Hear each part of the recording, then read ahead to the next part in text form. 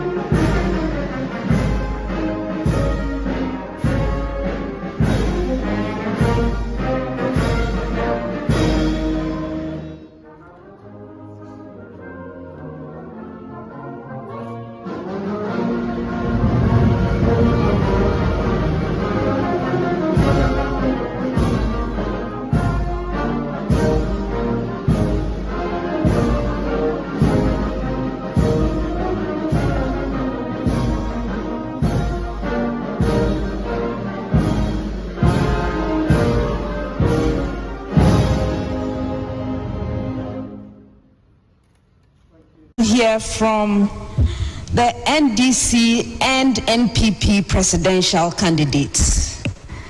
And I'm going to call first on His Excellency John Dramani Mahama, former President of the Republic of Ghana and presidential candidate of the National Democratic Congress.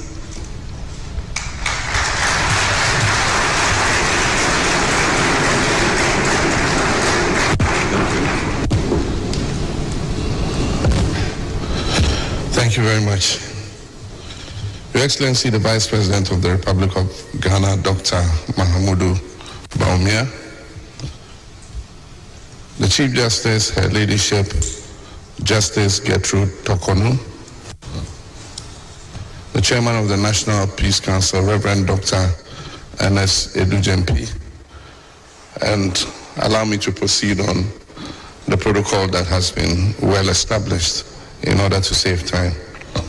Ladies and gentlemen, esteemed guests and fellow citizens, I've come here today to place on record meant and that of my party, the National Democratic Congress, to the sustenance of Ghana's peace. At the very outset, let me indicate that we in the NDC remain eternally committed to the building of a peaceful and prosperous country in which the aspirations of all our people can be met. Our active participation in this event is an indication of its importance in the overall effort to guarantee peace and ensure the preservation of our nation in the aftermath of the upcoming elections. We cannot emphasize enough the importance of maintaining peace throughout this process, before, during, and after. Peace is the foundation upon which our democracy is built, and it is essential that we preserve it even during these critical times. We're all too aware of the devastating consequences of electoral violence in other countries. We cannot afford to traverse that same path. As patriotic citizens, we have a collective responsibility to ensure that our country remains a beacon of peace and stability in our sub-region, and we in the NDC stand prepared to play our parts to achieve this. As citizens, we must recognize that our actions have consequences. In our daily politicking, divisive language, hate speech, and inflammatory rhetoric that can incite violence should have no place. Temperance, tolerance, understanding, and respect for one another's opinions and beliefs should be the guiding principle upon which our politics is practiced. On our part, as political leaders, we must prioritize peace and unity in our campaigns and avoid unsubstantiated allegations and focus on issue-based campaigning. We must compete on ideas and not on insults. To our security agencies, I commend you for your tireless efforts in maintaining law and order. And I urge you to remain impartial and professional in your duties, ensuring that all citizens can exercise their rights to vote without fear or intimidation. To our media practitioners, I encourage you to promote balanced and accurate reporting, and we must avoid misleading the electorate by deceiving them that some parties are going to vote on one day and others are going to vote on another day. We must avoid sensationalism and speculation and focus on providing credible information that promotes peace and understanding. I also wish to commend the Electoral Commission for the cooperation we have enjoyed so far, and it is my hope that all electoral officers will conduct themselves in a manner that is impartial and neutral in order to avoid any disputes. However, it is all well and good for us to commit to peace and recite beautiful platitudes. All the efforts at building peace before, during, and after the 2024 elections would come to naught or be undermined if there is mistrust and insincerity. Mistrust is built through a mismatch between words and gaslighting on the part of those in authority. There is reason to be concerned that the signing of this pact, though well-intentioned, could amount to nothing if it is not followed by concrete actions to guarantee the peace by the stakeholders and government. Events and happenings during the last election and during the Awaso West Wogon by-election create considerable doubts about the genuineness of some of the commitments that we might make today. We all recall the appalling spectacle of mass men acting on the ording indiscriminately at innocent Ghanaians going about their legitimate electoral activity during that by-election. Some of the victims of that shooting incident remain incapacitations. How can we tell these thugs from the professional members of the security services, especially when they carry no name tags and they conceal their faces with facial masks, popularly called Azugu masks?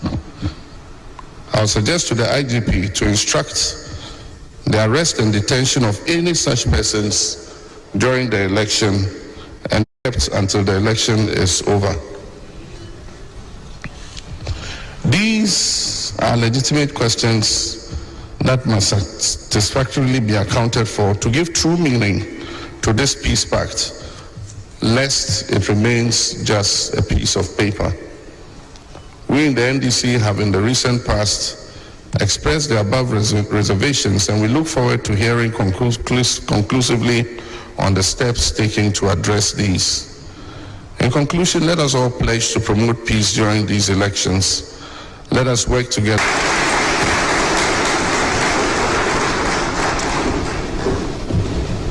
Thank you for your remarks, former President, His Excellency John Dramani Mahama.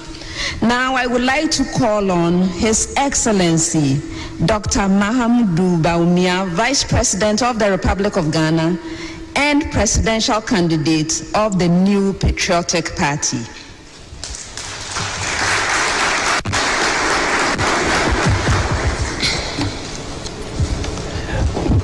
Thank you very much.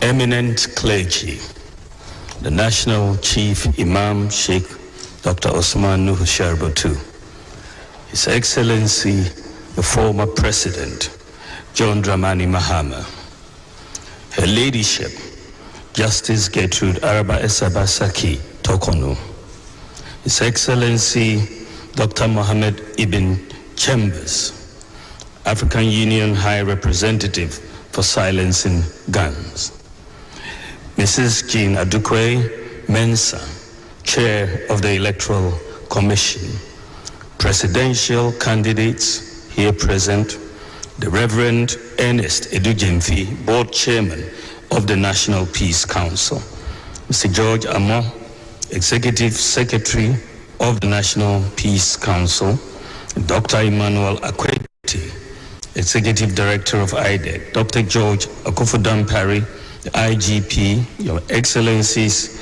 members of the Diplomatic Corps, Nime, Nananum, traditional rulers, distinguished invited guests, friends of the media, ladies and gentlemen. Since the dawn of the Fourth Republic in the early 90s, Ghana has been a model democracy and an inspiration to many across the African continent and beyond. This feat is not by chance.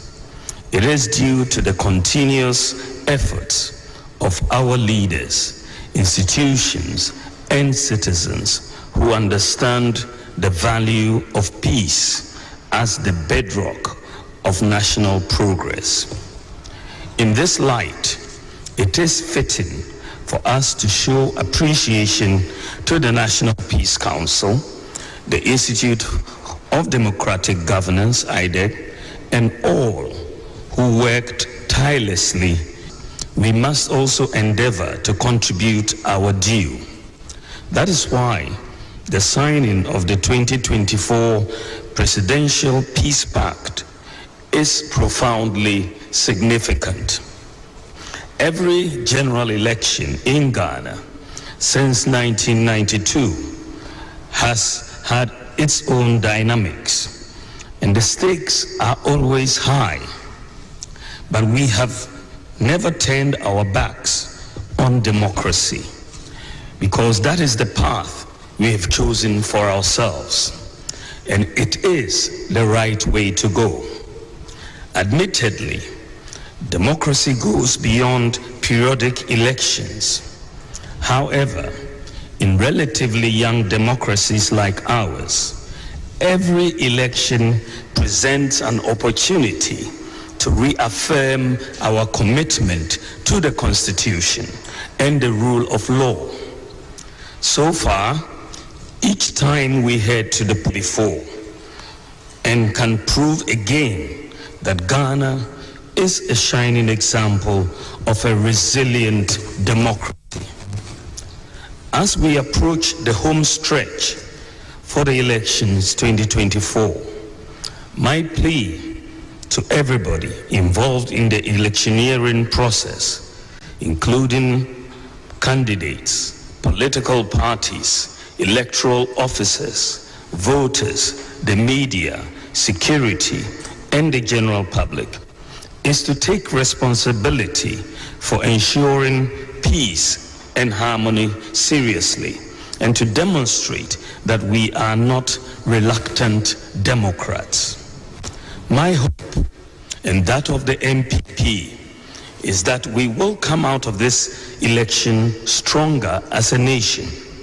We are hopeful all sides will take some positive steps to preserve the unity, peace, and stability of this country. We owe our people, particularly the teeming youth, that duty of care. Only in this way would our resolve to create better and enduring opportunities for this future and for the future generations be guaranteed. The eyes of the world are on Ghana. The world is watching, hoping Ghana will rise again to the occasion, stand tall and shine bright as the star of Africa. I am full of hope that all of us leaders and our followers will live up to the peace pact we are going to sign today. And I encourage the security services who are doing an excellent job, and the media and all stakeholders to do all they can to ensure and preserve the peace. I would like to end by emphasizing that the only reason we seek power is to use it to deliver prosperity to the people of this country. I therefore wholeheartedly pledge my commitment